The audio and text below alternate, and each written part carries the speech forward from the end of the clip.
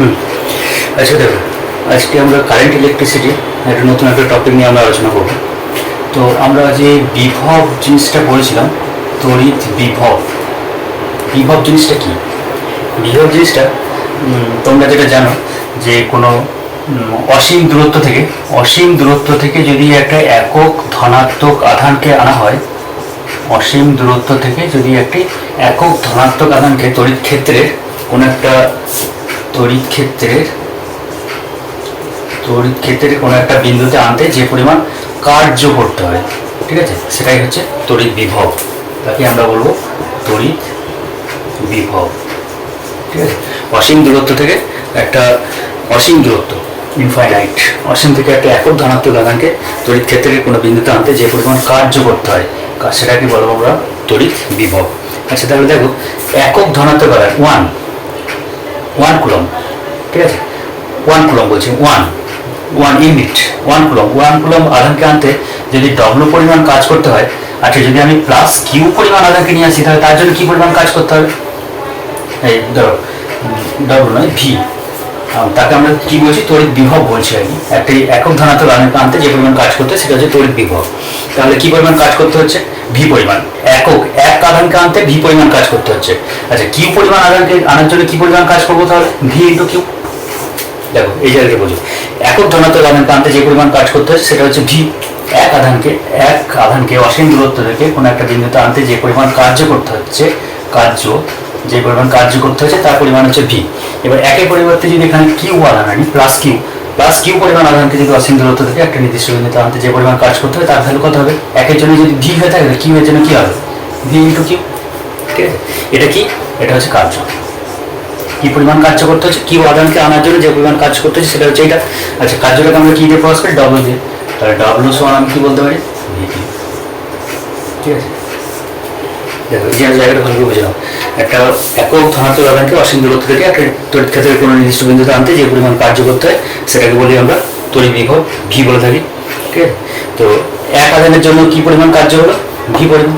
Plus Q আধান যদি নিয়ে আসি তাহলে হচ্ছে ভি কিউ। তাহলে কি এটা কি? কার্য। তাহলে ডব্লিউ ইকুয়াল টু হচ্ছে ভি কিউ। আচ্ছা, এবার দেখো ইন্টারেস্টিং পয়েন্টে এরপর থেকে শুরু হবে। দেখো, আমরা তড়িৎ প্রবাহ মাত্রা বলতে কি বুঝি? তড়িৎ প্রবাহ মাত্রা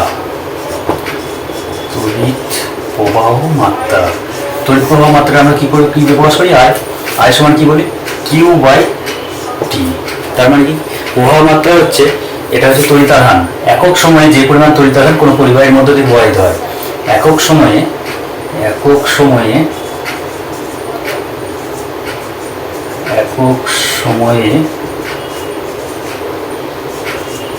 কোনো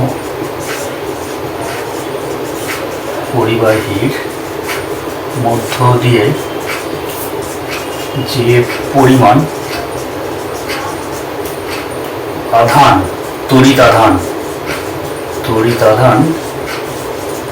প্রবাহিত হয় তাকে প্রবাহ মাত্রা বলে, ঠিক আছে। অর্থাৎ আই ইকুয়াল টু হচ্ছে কিউ বাই টি। ধরো টি সময় কিউ পরিমাণ আধান গেছে, টি সময় ধরে কিউ পরিমাণ আধান গেছে, তাহলে প্রবাহ মাত্রা কত হবে? I equal to Q by T, ঠিক আছে। এটা নিয়ে কোনো ডাউট নেই। আচ্ছা, তাড়াতাড়ি নোট করবে, নোট করবে, যাতে কম সময়ের মধ্যে তোমাদের সিলেবাসটা এবার রিভাইজ হয়ে যায়, সেই চেষ্টা আমি করছি, দেখা যাক কী হয়। আচ্ছা, একক সময় কোনো পরিবাহের মধ্যে দিয়ে যে পরিমাণ আধান প্রবাহিত হবে, তড়িৎ আধান প্রবাহিত হবে, তাকে বলা হয় প্রবাহ মাত্রা, আই সমান কিউ বাই টি। আচ্ছা, তাহলে বলো তো, এখান থেকে আমি যদি লিখি কিউ ইকুয়াল টু কি পাবো? Q equal to I into T, এই জিনিসটা পাবো। আচ্ছা, কিউ ইকুয়াল টু যদি আইটি পেয়ে থাকি, তাহলে এটাকে আমি এই জায়গাতে নিয়ে আসি। আমাদের ফর্মুলা কী ছিল? W equal to V into Q. আচ্ছা, কিউ এর জায়গাতে যদি বসিয়ে দিই আইটি, তাহলে ডব্লিউ ইকুয়াল টু কী পাচ্ছি দেখো তো? V I T.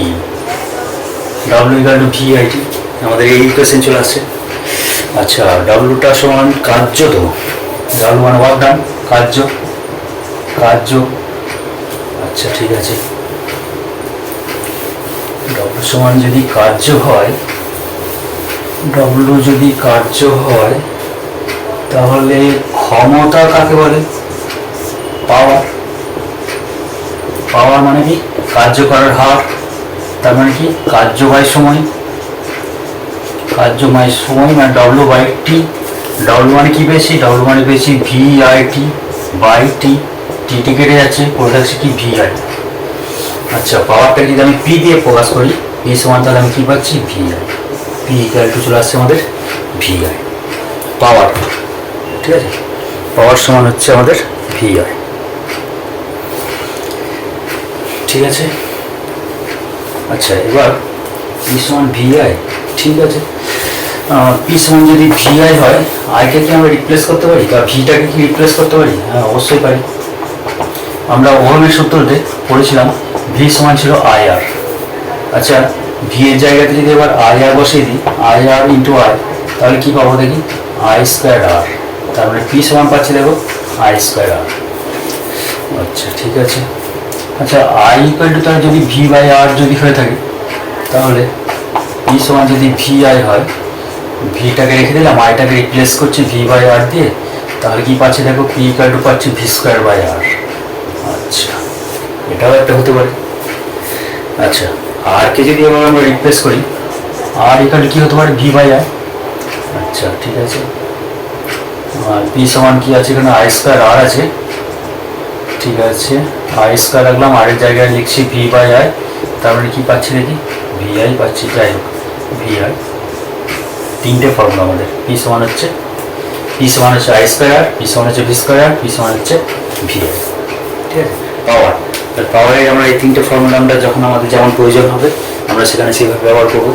আচ্ছা পাওয়ার জিনিসটা তো ঠিক আছে, কিন্তু পাওয়ারটাকে আমরা কোন এককে প্রকাশ করি?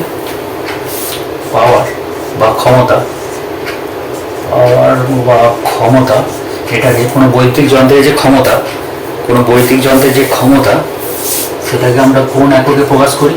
ওয়াট বা জুল পার সেকেন্ড, ঠিক আছে।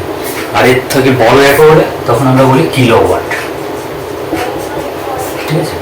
বড় একক হলে কিলোওয়াট, মানে 1000 ওয়াট।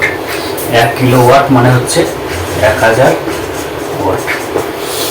তোমরা পজ করবে, লিখে নেবে, নোট করবে, নোট করতে থাকো, লিখতে থাকো, পড়া হয়ে যাবে। আচ্ছা ঠিক আছে। আচ্ছা এবার দেখো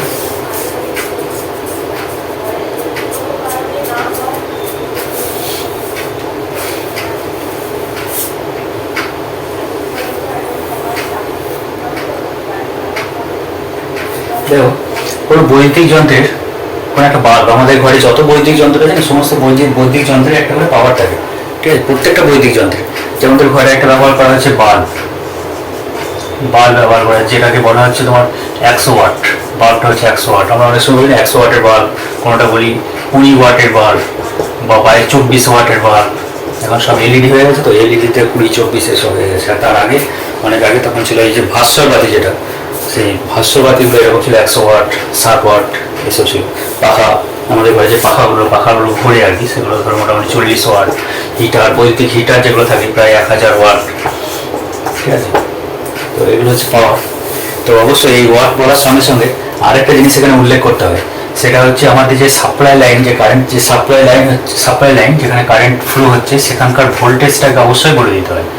তো আমরা যে সাধারণত দেখবে প্রত্যেকটা বাল্বের গায়ে লেখা থাকে কি, পাওয়ার যেমন লেখা থাকে সেরকম ওয়াটটাও লেখা থাকে। দেখবে 220 ভোল্ট লেখা আছে 24 ওয়াট, এরকম লেখা আছে, বা 220 ভোল্ট 40 ওয়াট। এর মানে কি, এই পুরো জিনিসটাকে বলতে হয়। তা বলার কারণটা কি? বলার কারণটা হচ্ছে এটাই, কোনো বাল্বের গায়ে ধরে এটা লেখা আছে 220 ওয়াট 220 ভোল্ট 40 ওয়াট। তার মানে কি, এর মানে বুঝতে হবে এই যে বৈদ্যুতিক যন্ত্রটা, এই বৈদ্যুতিক যন্ত্রটাকে 220 ভোল্ট মেন লাইনের সঙ্গে সংযুক্ত করতে হবে। তার সঙ্গে সংযুক্ত করতে হবে 220 volt main line, 220 volt main line মানে সাপ্লাই লাইন, যেখান থেকে কারেন্ট আসছে সেই মেন লাইনের সঙ্গে মেন লাইনের ভোল্টেজ ডিফারেন্স, মানে ভোল্টেজ কত হবে 220 ভোল্ট। সেই 220 ভোল্টের সঙ্গে যদি আমি লাগাই, তবে কিন্তু আমি 40 ওয়াট পাওয়ার পাবো। 40 ওয়াট পাওয়ার বলতে কি বোঝায়, মানে সেই বৈদ্যুতিক যন্ত্রটা 40 জুল পার সেকেন্ড করে শক্তি খরচা করবে। 1 সেকেন্ডে 40 জুল করে শক্তি সে ব্যয় করবে, অথবা তার ক্ষমতা আছে 40 ওয়াট। তখনই হবে যখন 220 ভোল্টের সঙ্গে যদি লাগানো হয় তাহলে। এবার 220 ভোল্টে না লাগিয়ে আমি যদি এই 40 ওয়াটের এই বাতিটাকে, লেখা আছে এরকম, আমি এই বাতিটাকে লাগিয়ে দিলাম 110 ভোল্টের সঙ্গে, ঠিক আছে, 110 ভোল্টের সঙ্গে লাগিয়ে দিলাম এই বৈদ্যুতিক যন্ত্রটাকে, তাহলে কিন্তু আমি তখন 40 ওয়াট পাবো না। এই জায়গাটা খুব ইম্পর্ট্যান্ট, এটা মনে রাখবে।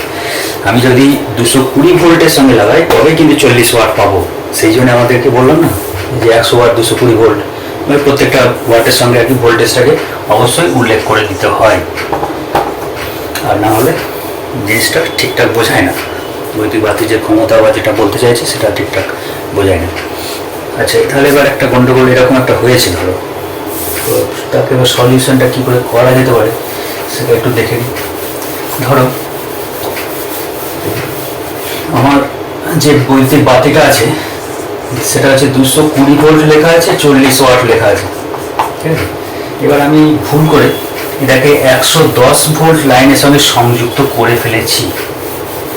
এটা ভুল করে আমি কি করেছি, এই বাতিটাকে নিয়ে এসে 110 ভোল্টের যেখানে সাপ্লাই লাইন আছে 110 ভোল্ট তার সঙ্গে জয়েন করে দিয়েছি।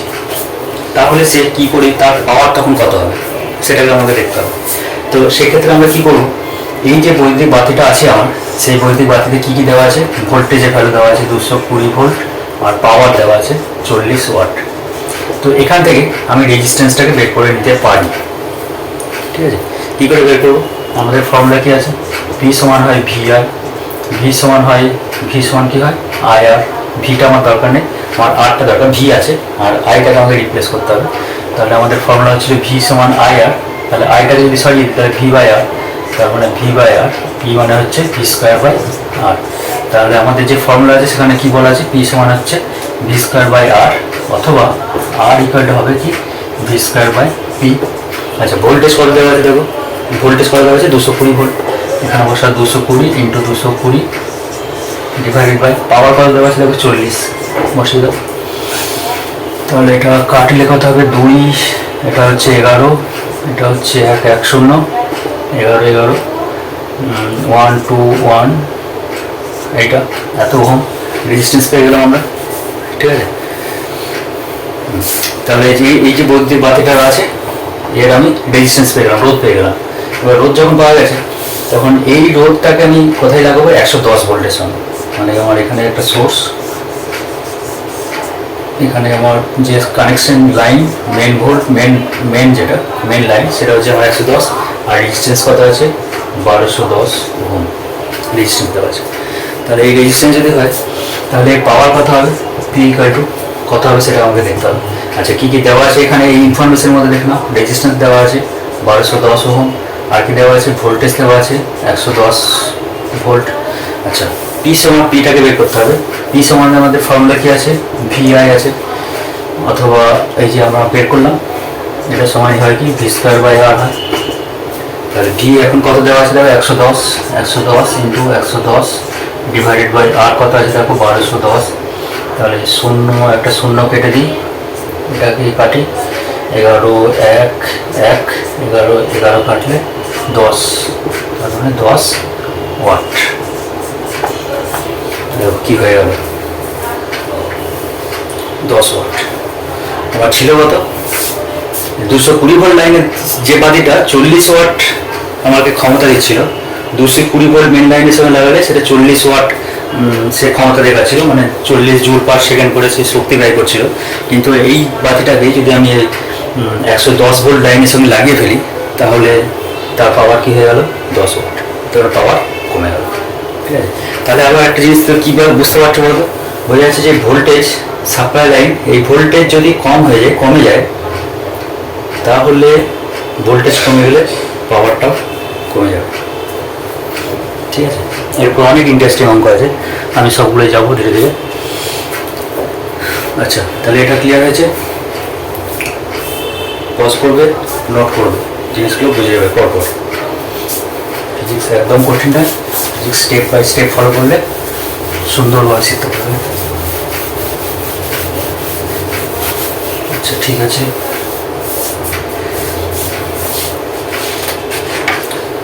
আচ্ছা, এবার একটা কাজ করি, ধরো আমার কাছে দুটো বাতি আছে, একটার রেজিস্ট্যান্স ধরো R1, একটা রেজিস্ট্যান্স ধরো R2। তাদেরকে শ্রেণীতে যদি লাগানো হয়, আর এখানে ধরো বলে দেওয়া হয়েছে তোমাকে R1 গ্রেটার দেন R2, এখানে ভোল্টেজ সাপ্লাই আছে V। তো এই ক্ষেত্রে পাওয়ারটা কার বেশি, R1 রেজিস্ট্যান্সের না R2 রেজিস্ট্যান্সের? পাওয়ারটা কে মানে কে শক্তি বেশি ব্যয় করবে, ঠিক আছে? কোশ্চেনটা ভালো করে বোঝো। এখানে কোশ্চেনে কি বলা হচ্ছে, পাওয়ারটা কার বেশি, P1 না P2? পাওয়ারটা কার বেশি, কোনটা বেশি? মানে R1 রেজিস্ট্যান্সের পাওয়ার বলছে P1, আর R2 রেজিস্ট্যান্সের পাওয়ারটাকে বলছে আমি P2। তাহলে কোন ভ্যালুটা বেশি, কোনটা বেশি, P1 বেশি না P2 বেশি? ঠিক আছে, তাহলে কি করা যেতে পারে, পাওয়ারটাকে আমাকে চেক করতে হবে। আচ্ছা, আমাকে আগে দেখতে হবে এর মধ্যে কি কি ইনফরমেশন দেওয়া আছে। দেখো, ভোল্টেজের কথা যদি আমি বলি, ভোল্টেজ তো সাপ্লাই লাইনে ভি আছে, ঠিক আছে? ভি আসছে, ভি আসলে এদিকে কারেন্ট ফ্লো হবে I, ঠিক আছে? আই এর মধ্যে দিয়ে আছে I, এখানেও I, একটাই লাইন I, এদিকে যাবে I। তাহলে একটা জিনিস আমি দেখতে পাচ্ছি, আইটা কিন্তু দুটো রেজিস্ট্যান্সের মধ্যে কিন্তু কনস্ট্যান্ট আছে, মানে ধ্রুবক, তাই তো? আইটা দুটো রেজিস্ট্যান্সে কিন্তু ধ্রুবক আছে। আচ্ছা, ভোল্টেজটা কি ধ্রুবক আছে দুটোর মধ্যে? কি মনে হয়? দেখে মনে হচ্ছে হ্যাঁ একই তো লাইনের সঙ্গে যোগ আছে, হ্যাঁ হতেই পারে, না ওটাই না। ভোল্টেজ দেখো, এখানে একটা ভোল্টেজ, এই R1 রেজিস্ট্যান্সের দুই সাইডে কিন্তু দুই প্রান্তের মধ্যে ভোল্টেজ একরকম, এই দুই সাইডের মধ্যে কিন্তু ভোল্টেজ আরেক রকম। এখানকার ভোল্টেজ যদি V1 হয়, এখানকার ভোল্টেজ যদি V হয়, তাহলে V ইকুয়াল টু হচ্ছে V1 প্লাস V2। তার মানে ভোল্টেজ V কিন্তু দুজনের V নয়, দুজনের ভোল্টেজ, ঠিক আছে? তাহলে Vটা ভ্যারিয়েবল, পরিবর্তনশীল, Vটা কনস্ট্যান্ট নয়। আচ্ছা, প্রথমটাতে যদি রেজিস্ট্যান্স R1 হয়ে থাকে, প্রথমটা রেজিস্ট্যান্স R1, কারেন্ট কিন্তু I একই, এখানেও কারেন্ট, এখানে দ্বিতীয় ক্ষেত্রেও I, প্রথমটাতেও I, দ্বিতীয়টাতে হয়, রেজিস্ট্যান্সের R2। আচ্ছা, প্রথমটার জন্য ভোল্টেজ হচ্ছে V1, দ্বিতীয়টার জন্য ভোল্টেজ হচ্ছে V2, ঠিক আছে? এত পর্যন্ত ঠিক আছে। প্রথমটার এটা প্রথমটা এই সব তথ্যগুলো পাচ্ছ, সেকেন্ডের এই তথ্যগুলো পাচ্ছ, বেশ ঠিক আছে। তাহলে আমরা পাওয়ারের কি কি ফর্মুলা জানি, পাওয়ারের ফর্মুলা, পাওয়ার একবার লিখি, P সমান হচ্ছে VI। আচ্ছা, আর কি হয়, P সমান V কে সরিয়ে দিলে P সমান হয় IR, মানে I স্কোয়ার R। আর কি পেয়েছে বলো, P সমান VI, I কে যদি সরিয়ে দিই, V সমান IR পেয়েছিলাম, I সমান কি হচ্ছে V/R, তার মানে I কে যদি আমি সরিয়ে দিই তাহলে কি পাবো, V স্কোয়ার বাই R। দেখো, পাওয়ারের আমি তিনখানা ফর্মুলা জানি, তাই তো? এবার এসো, এই তিনটে ফর্মুলার মধ্যে কোনটাকে দিয়ে আমি এটাকে টেস্ট করব, কোন ফর্মুলাটাকে ইউজ করব, সেটাকে আমাকে দেখতে হবে। দেখো, যদি আমি প্রথম ফর্মুলায় নিই, সমস্যাটা কি হবে, এর জন্য পাওয়ার P1 ইকুয়াল টু কি দিতে হবে, V1 I হবে, ঠিক আছে? এর জন্য P2 ইকুয়াল টু কি দাঁড়াবে, ভোল্টেজ V2 ইন্টু I দাঁড়াবে, ঠিক আছে? আচ্ছা, এর জন্য P1 ইকুয়াল টু সেকেন্ড ফর্মুলার জন্য I স্কোয়ার R1 হবে। এখানে দেখো P2 ইকুয়াল টু সেকেন্ড ফর্মুলার জন্য কি হবে, I স্কোয়ার R2। আবার থার্ড ফর্মুলা দেখো, P3 ইকুয়াল টু কী হবে, এখানে P3 ইকুয়াল টু কী হচ্ছে, V1 এর স্কোয়ার বাই R1। এখানে P3 equal to V2 square by R2। দেখো, আমি তিনটে ফর্মুলা যদি ইউজ করি, আমার এই ধরনের জিনিস আসছে। তুলনামূলক আলোচনা, কনসেপ্টগুলো শুধু বুঝে নেবে, ঠিক আছে? আচ্ছা, এবার দেখো, আমার প্রশ্ন কি ছিল, আমার প্রশ্ন ছিল পাওয়ার কোনটা বেশি, P1টা বেশি না P2টা বেশি? ঠিক আছে। আচ্ছা, পাওয়ার পি ওয়ানটা বেশি না পি টুটা বেশি? আচ্ছা, ফার্স্ট ফর্মুলাতে এসো। পি ওয়ান সমান হচ্ছে ভি ওয়ান আই আছে, পি টু সমান ভি টু আই আছে। আচ্ছা, আইটার দুটোতে সমান, তাহলে প্রথম ইকুয়েশনটাতে প্রথম দিকে যদি আমি আসি তাহলে কি পাচ্ছি দেখো, P one is to P two সমান আমি কি বলতে পারি, P one is to P two. মানে দেখো আইটা কনস্ট্যান্ট, তার মানে পি ওয়ান মানে আমার কী থাকবে, V one is to V two হবে যদি আমি প্রথমটাতে যাই। আচ্ছা, দ্বিতীয়টাতে যদি যাই তাহলে দেখো কী আসছে, P one is to P two সমান দেখো আই স্কোয়ার আছে, এখানে আই স্কোয়ার আছে, এটা কমন, তাহলে কি পাচ্ছি এখানে R one is to R two পাচ্ছি। ঠিক আছে, তৃতীয়টা দেখো, P one is to P two. আচ্ছা, এখানে দেখো V one square R one, এটা V two square by R two, তাহলে কোনোটাই কিন্তু আমার কাছে একদম কনফার্ম আমি কিছু নই। V one square by R one is to V two square by R two square, R two square R two. ঠিক আছে। আচ্ছা, এখান থেকে আমি বলতে তিনটে ইকুয়েশনকে তুমি ভ্যারি করতে পারো, এখান থেকে চেক করে দেখতে পারো। একটা সব থেকে সহজ হচ্ছে আমাদের এই P one is to P two, R one R two, এখান থেকে দেখেই বলে দিতে পারছো। যেখানে বলে দিয়ে যেহেতু আর ওয়ান গ্রেটার দেন আর টু, তাহলে আর ওয়ান যদি বড় হয় তাহলে পি ওয়ানটা বড়, তাহলে কে বড়, পি ওয়ানটা বড়। ঠিক আছে। আচ্ছা, এবার প্রথম ফর্মুলাটা আসি, এটা একদম ঠিক, এটা নিয়ে কোনো সমস্যা নাই, এটা একদম এই কাজটা করলে একদম তুমি একদম সরাসরি উত্তরে চলে যেতে পারবে ডাইরেক্ট। আবার এবার দ্বিতীয়টা দেখো, প্রথমটা আছে P one is to P two সমান V one is to V two হয়ে আছে, তাই তো? তাহলে V one is to V two, এখন তুমি বলো এই ভি ওয়ানটা বড়, ভি ওয়ান মানে কত, V one is equal to R one into I. তাহলে তোমাকে এই ক্যালকুলেশনটা করতে হবে, কোনো ভ্যালু দেওয়া নেই, মানও দেওয়া নেই। আচ্ছা, মান না দেওয়া থাকলেও তুমি আবার আসতে পারো, ভি আর ভি টু ইকুয়াল টু কী হবে, V two equal to R two I. ঠিক আছে, আর টু ইন্টু আই। তাহলে V one is to V two যদি করো, V one is to V two মানে আর ওয়ান ইস টু আর টুই আসবে। ঠিক আছে, তাহলে তুমি এখান থেকেও সিদ্ধান্তে উপনীত হতে পারো। তাহলে তুমি কী পাবে, আর ওয়ান ইস টু আর টুই আসবে। ঠিক আছে, তাহলে তুমি এখান থেকেও আসতে পারো, তাহলে তোমাকে আর একটা স্টেপ এগিয়ে যেতে পারছো। আচ্ছা, এটা গেল। তিন নম্বর যে ফর্মুলাটা আছে লাস্টে যেটা আছে, এবার এখান থেকে দেখো, এটাও হতে পারে, হবে না সেটা বলা যাবে না, হতে পারে। তবে আমি আপাত দৃষ্টিতে দেখে এখান থেকে কিছু বুঝতে পারবো না, কিন্তু তোমার কী করতে হবে, এবার যেটা করতে হবে, এখানে ভি ওয়ানের যে মান আর ওয়ান আই আছে সেটাকে বসাবে, তার স্কোয়ার করবে। ভি টু যেমন আছে, ভি টু মানে আর টু আই, তার স্কোয়ার করবে, তারপর আর ওয়ান আর টু করে কেটে যাবে, আর আইটা তো কমন, আইটা কমনটা বাদ চলে যাবে, তাহলে তুমি ওখান থেকেও রেজাল্টটা আসতে পারো। ঠিক আছে, এই হচ্ছে মোটামুটি তুলনামূলক আলোচনা। এবার এখান থেকে আরও বেশ কিছু প্রবলেম আছে, সেগুলোকে আমরা দেখব। বেশ থাক আজকে এতটাই।